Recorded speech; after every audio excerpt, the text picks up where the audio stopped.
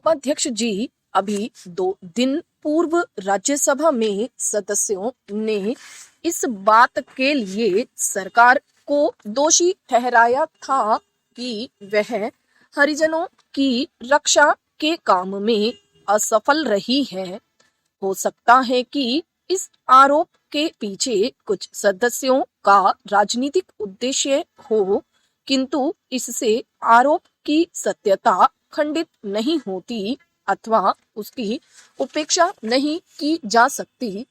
राज्य मंत्री ने इस आरोप के जवाब में यह जरूर कहा कि हरिजनों को अत्याचारों से बचाने के लिए सरकार कदम उठा रही है। जहां कहीं से अत्याचार की शिकायत आती है तो अपराधियों को दंडित किया जाता है। सरकार इस संबंध में कितनी जागरूक है, इसके लिए उन्होंने गुजरात सरकार का यह उदाहरण पेश किया है कि उसने अपने यहाँ यह आदेश जारी कर दिया है कि हरिजनों की सुरक्षा के लिए जिलाधिकारी जिम्मेदार ठहराए जाएं। यह सब सही है कि केंद्रीय सरकार ने अन्य राज्यों की सरकारों से इस सिलसिले में आवश्यक संपर्क रखा है, किंतु यह साफ है कि हरिजनों के संरक्षण का काम पूरी सावधानी और जागरूकता से नहीं हो रहा है। केवल इक्का दुक्का कांड ही उसका उदाहरण नहीं है।